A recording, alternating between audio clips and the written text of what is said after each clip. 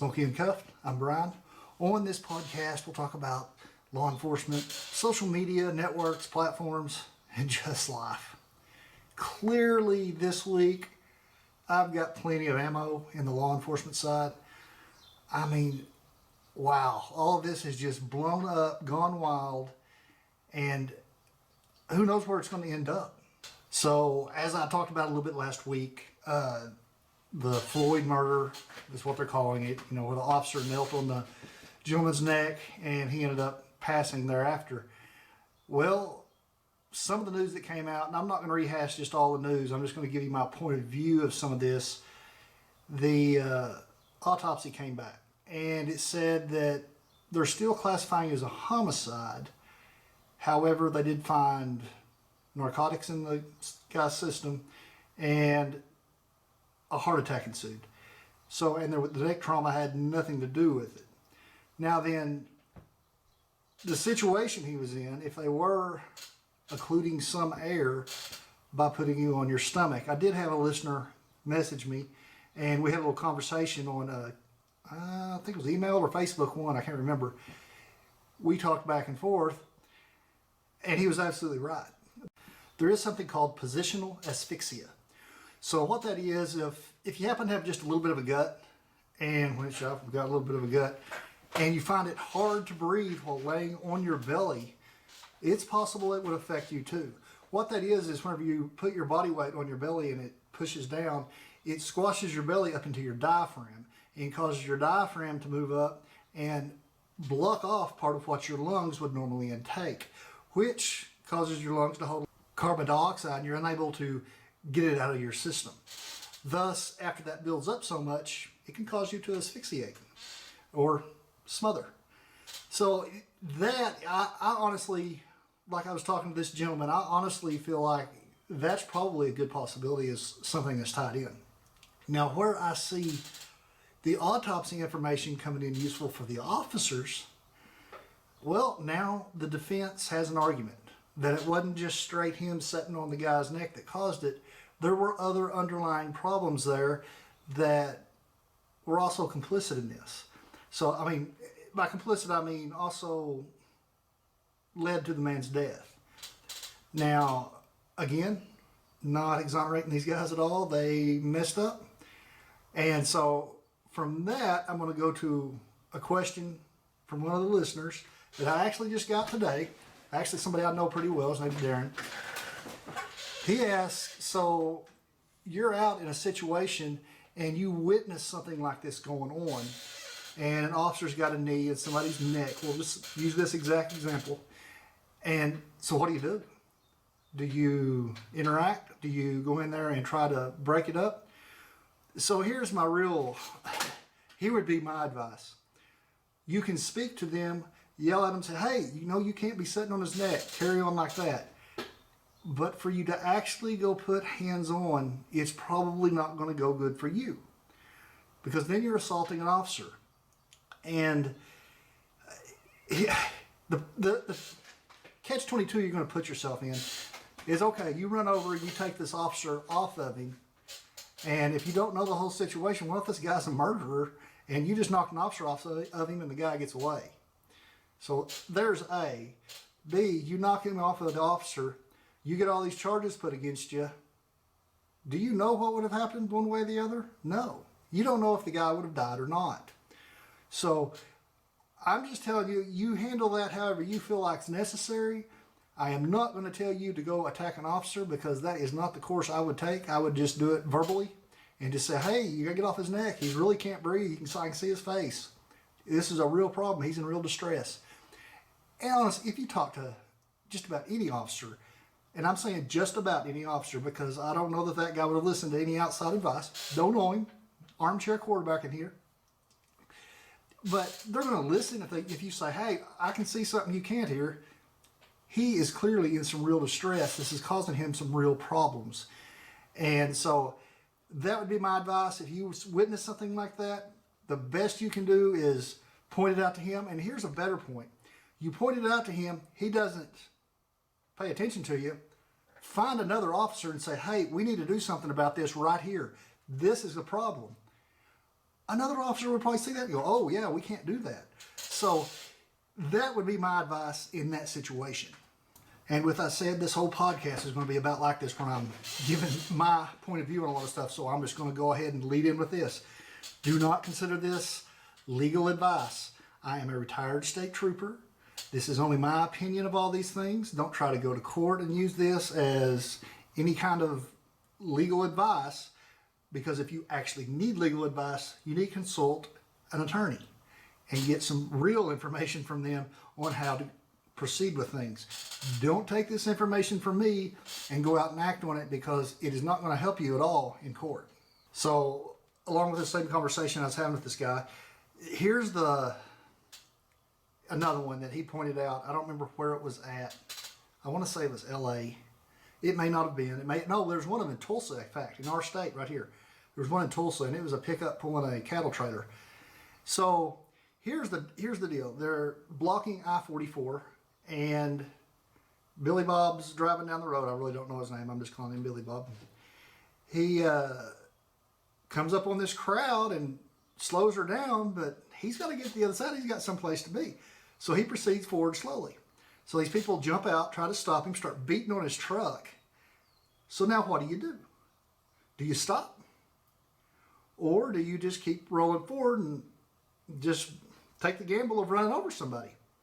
So there's a lot of sides to this. Okay, these people standing in the middle of an interstate system. Interstates in Oklahoma, it is illegal to walk or hitchhike down them. So the fact that they're standing on the interstate without any conveyance around, they're wrong. Now, that doesn't mean you can just come and run them over. But in that instance, if you come up and it's just a few of them that jump out in front of you, what do? Well, there's nothing you can do. That lane is yours. Now then, if you see a crowd this size in broad daylight, you obviously ought to notice them and slow down and take the appropriate action. Now, I don't know that going ahead and moving forward been the appropriate action. I honestly feel like he should have stopped just on the other side, which again, very dangerous, because here's what people don't look at when they see that stuff. They think, oh, they shut down the interstate. Well, okay, they did. All the traffic on that thing's probably doing 75, 80 miles an hour. So you stop. Hopefully the one behind you stops behind you. But after you get so far back, 10, 15 cars, traffic coming may not realize everything's stopped and rear end somebody, and now you've caused a big problem. And if that would have happened in that deal, I honestly believe these protesters, they'd have rounded up as many names as they could and charged them all with it, because that is something that they're putting lives in danger by getting in the road and disrupting traffic. So one other thing that he led into with this, so you get in that situation and you get in the middle of the crowd and they're beating on your windows, they're jumping on your hood, they're trying to get in there. He was actually talking about a semi that this happened to. Honestly, I think it might have been LA that this was at, but I don't remember where the semi was at. And the guy ended up taking a beating. I'm just going to tell you right now. He ended up face all beat up, and he might have hit somebody with his truck. I'm going to just go ahead and tell you how that went down. I just saw a little bit ago that truck driver, his nose was all swollen, his eyes were black. He was released no charges because it was determined that they were illegally in the roadway. And that roadway, whenever it is cars are on it, that roadway belongs to the cars. People cannot be on interstates on foot. That's just law. So kind of back to that same point. So you do get out there and say you do get stopped, and they're beating on your car, and they're trying to pry your doors open, they're trying to break windows. So at what point is it okay to say, if you're a legal firearms carrier, to defend yourself? Well, cars work different than houses. You are not afforded the same privacy in a vehicle. That's why whenever you're in the passenger seat and if you're intoxicated, you can be arrested for public intox, because you are considered in the public to a point. I would imagine the point in which you can take action is when they are actually have broke through and they're coming at you. And if you're in fear for your life, again, you're rolling the dice. But if you're in true fear for your life, you got to defend yourself. But it's one of those things you really got to think about, because you really got to hope a jury or your peers is going to feel the same way if you shoot and kill somebody or shoot and injure somebody. That is really something you're going to have to think hard about, because If they get in there and you get to court and you've killed this person, and enough of them are sympathetic. And in this day and age, I would say when I was growing up, if you do that, you'd be free and clear. Now, the way the world has changed, and we're a kinder, gentler world on criminals, I don't know. I don't know which way it would go. So that's something each person would have to determine for themselves. Now, to give you my opinion, if I end up in that situation and you're coming around the car, and even better yet, say I'm in there and my wife's in there, you better believe bullets are going to be flying. Because if you get near her, you're in trouble. And I'm going to be in fear for her life, and so done.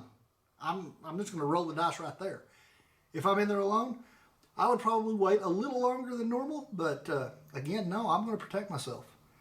I feel like that's my right, so that's the gamble I'm going to take. Again, I'm not going to tell you to take that gamble. That is something each person has to decide for themselves. But I feel like, they're brazen enough to get out here in the roadway and bust out doors and windows and pry open doors and crawl on the hood. I feel like they're brazen enough to do that. They're brazen enough to take what comes behind it. It's just one of those iffy things. It's one of those things each person's going to have to weigh for themselves before that happens, just so you kind of know how you're going to act. So now I'm sure the other feedback I'm going to get from this is, okay, so you're in downtown, and speed limits are 35 miles an hour, and they're blocking the intersection, and you'll still see cars trying to go through there. Well, whenever they see an opening and think they can get through there, they're trying to get to the other side of whatever this is. Are they wrong? As long as they don't hit anybody, no. Because honestly, if they're in the middle of an intersection, they're not at a legal crosswalk. So again, the pedestrian is wrong. There are legal crosswalks in downtown Oklahoma City, Atlanta, Dallas, for them to cross at. So no, they can't be crossing right through the middle. But if it's obvious they're there and you speed up to hit them, that's a different deal. If you consciously try to avoid them and do so, great. If you're trying to avoid them and they run in front of you, I say it's still on them.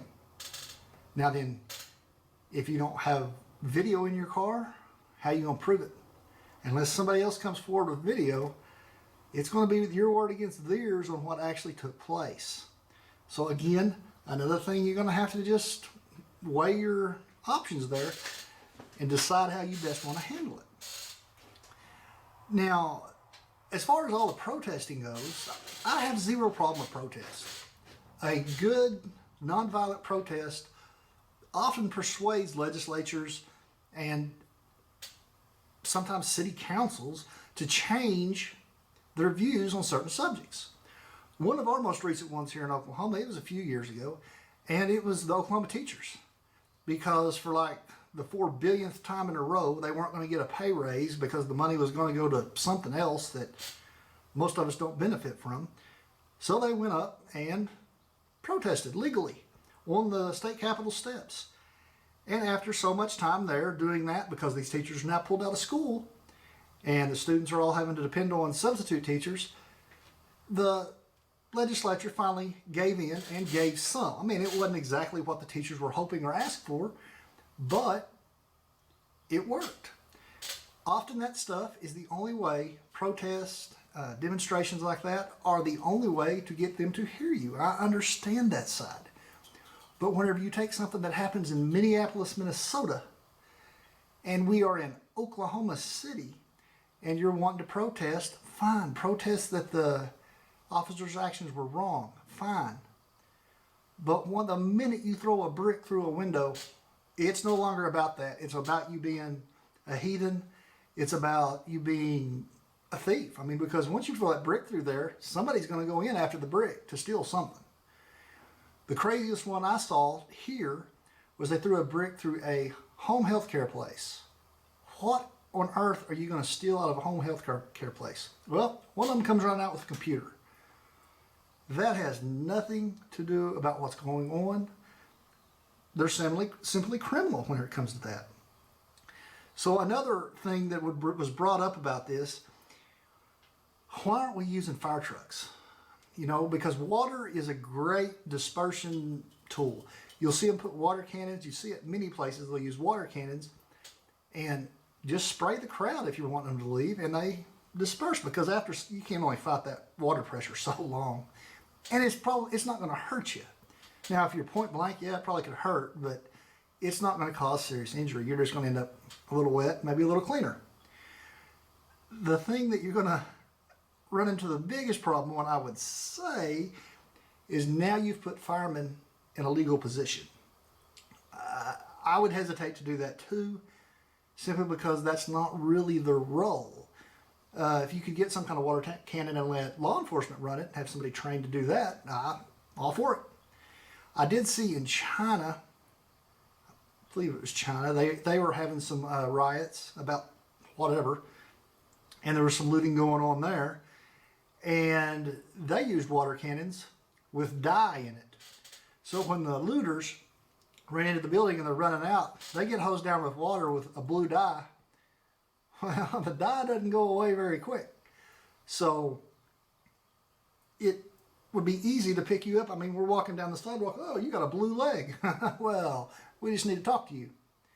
Because if they can find any kind of footage showing that person with that blue leg coming out of that business that was looted, bingo. The obvious place we're going to go here is, why don't we do that in the United States? I honestly don't think you can. Look, I mean, being law enforcement, you don't read every law on the book. You don't know every law on the book. That's why we have resources so we can look stuff up. I don't have it with me right now. But the obvious place we're going to go with that is, why won't we do that in the United States? I think there is some kind of law on the books, and I'm saying I think, about altering, damaging, changing somebody's appearance through that means that it's not easily taken off. So by that, I mean you dye their skin and their skin stays blue for a month. I actually think there's something against that. I think I've cruised over it. I'm not 100% certain, which you could see. I mean, because if you got it in somebody's face and now their face is blue and they can't cover it up, yeah, there's a problem there. Now, do I think the current issues outweigh the problems with staining somebody's skin blue? Absolutely. But again, I'm that other side. I'm that hardliner on this stuff, because I don't believe any of the violence, any of the stealing is productive in the least bit. I mean, how does it help to burn down somebody's van or burn down somebody's business? So many of these people are individual owners, and they've been through a pandemic for 3 months. They haven't been making money. Their inventory's still in that store. Now you've broke the window and burned it down. You just bankrupted them. They were already struggling. Now they're done. Good job, really good job. I mean, the compassion in this whole thing is what is amazing to me. Everybody, all these people that are busting windows, I'm not saying the people that are marching and are speaking their feelings and what they want done, fine. But whenever you start resorting to brick throwing and trying to steal stuff out of places, catching stuff on fire, you're not about what the protest is about anymore. You're just about being mischievous, about yourself, going in and stealing somebody's property that is not yours, and there's no point to it. Are all these people going to get caught? No. There's no way. You cannot keep up with all these people that are doing it. There is such a large number. Most of the jails in this state would not hold the number of people that have broke laws during this thing. And you know, many of these people that are on these protests, and they do get up in arms and they get frustrated, and they get up in these officers' faces and start yelling and screaming. As long as you're not touching them, you're fine. But for the one that I saw that spit on one of them, well, it's game on. That's a felony. I don't know what diseases you have. If you're trying to spread something on me, and especially during a pandemic, I mean, really? You're going to do that? Yeah, they go to jail for that. You throw anything. And one of the examples I can give you here, I was watching our local news, and it was the guys I used to work with, Highway Patrol. I'd already told my wife, I said, this isn't going to go down like what they're doing with the other law enforcement officers. Our guys are trained just a little bit different, and the group they had there of us that was watching it was our TAC team, and which in many places is called SWAT. These guys are already on edge anyway. They're high strung. All these guys look like professional linebackers for Dallas. And They backed off a little bit. They were trying to ease the situation. They backed off. They got behind vehicles and were back there talking. And so the crowd starts getting riled up thinking they've ran them off.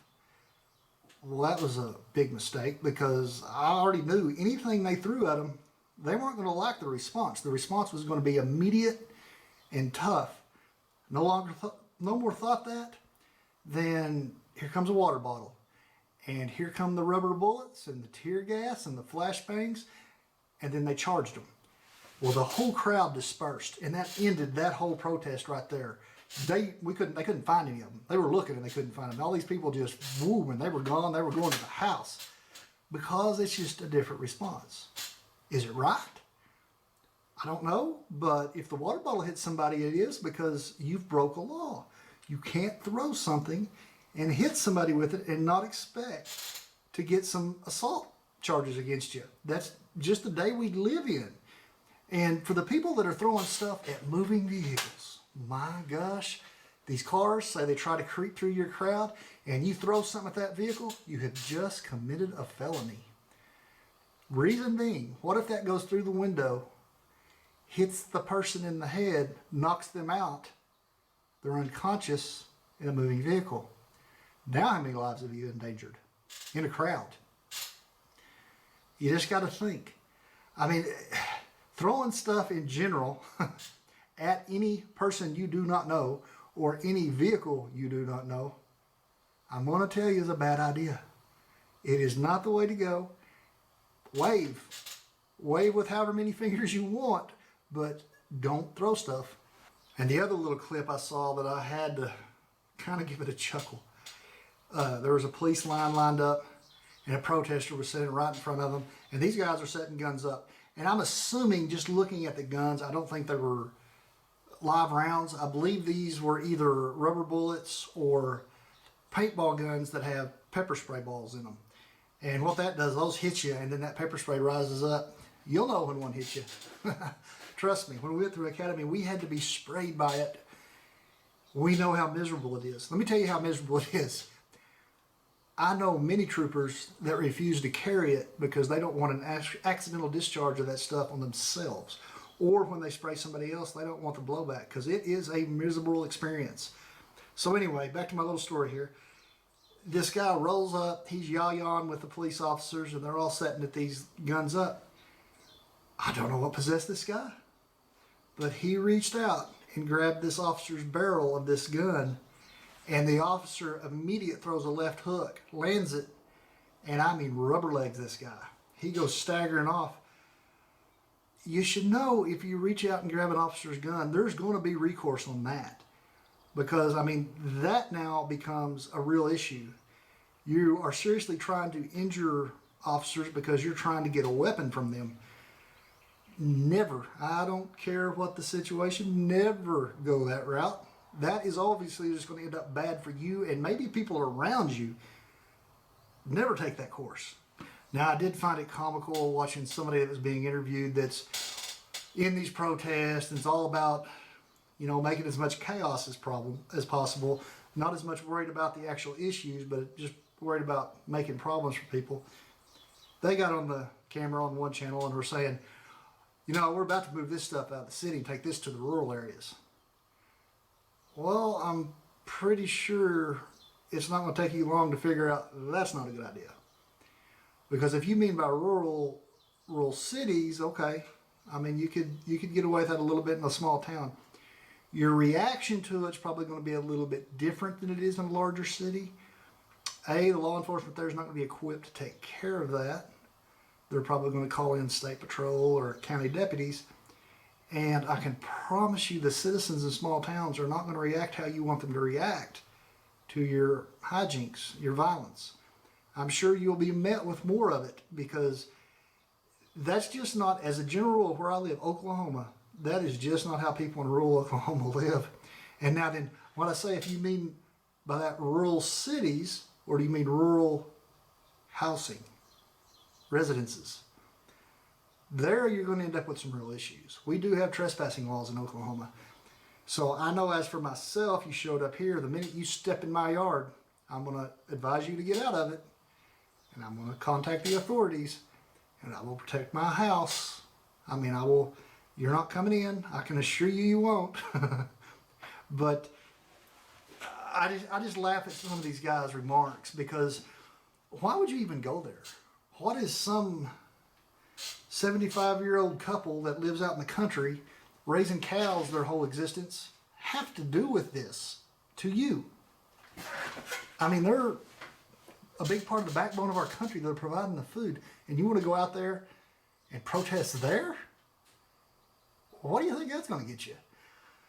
I don't know. I've just watched so much of this stuff. It's just made me crazy, I think, because I don't see the standpoint or the position they're looking from and seeing how they're justifying a large part of the actions. I guess that's what I'm trying to say. I understand the protest. I understand there's an inequity in the United States. But I think often whenever these people look at this stuff and start screaming at this stuff at all these officers that had nothing to do with what was going on in Minneapolis, they often need to look at themselves and see what's wrong there first and say, hey, you know, maybe I could fix this about me, and we could carry on a dialogue a little bit better if I wasn't up in his face screaming at him, calling him every name in the book. So although I didn't get into my normal traffic laws section like I usually do, I did throw some traffic law stuff in there. I mean, I knew this week was going to be this way after watching, you know, several days of this stuff. I was just getting loaded up here on this. I had plenty of ammo for this podcast because it just floors me, people's reactions to stuff and the excuses they'll use to go do whatever they want to go do, even though it has nothing to do with what's actually taking place. And, you know, that happens everywhere, every day. So in the end, guys, I mean, here's the whole point of it. Just like any organization or any kind of group, there is always that, you know, 0.2% or maybe just call it 1%ers that are a bad seed, that aren't doing things by the book, that don't follow all the rules. Well, you got to know there's even that in law enforcement. You've got to know that there's that in just about every kind of thing where there's so many. You got to be that with firemen, medics. You've got to know there's stuff like that with every part of it. So to clump all of law enforcement together as one and say we're all racist, we're all out there to get you, we're all out there to kill you, is completely absurd. The biggest part of law enforcement are there because they want to help. They want to serve. They are there to help the community. That is what they're about. So, I mean, by lumping them in like that, it to me is just, like I said, totally absurd. I just don't understand that train of thought. So, guys, I'm going to go ahead and wrap this up right here. And if you guys haven't done so yet, run over and check me out at Smokey CNC Woodworks. That one is a lot less of a serious deal than I was talking about tonight.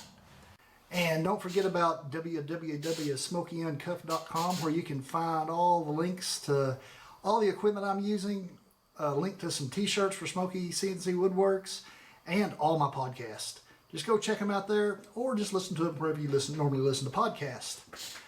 And don't forget about Smokey Uncuffed on YouTube. This is being videoed for YouTube, so if you hadn't checked it out yet, it is basically just me just sitting here talking to a microphone, but you'll get to see some goofy facial expressions. And if you guys do enjoy this, please don't be afraid to share it with somebody else you know that might enjoy it too. And tell them to run over and click that button too. That just brings me more viewers, more listeners, and it just helps me out in the long run. So guys, that's going to be it for today. So I'll see y'all and hear y'all next time.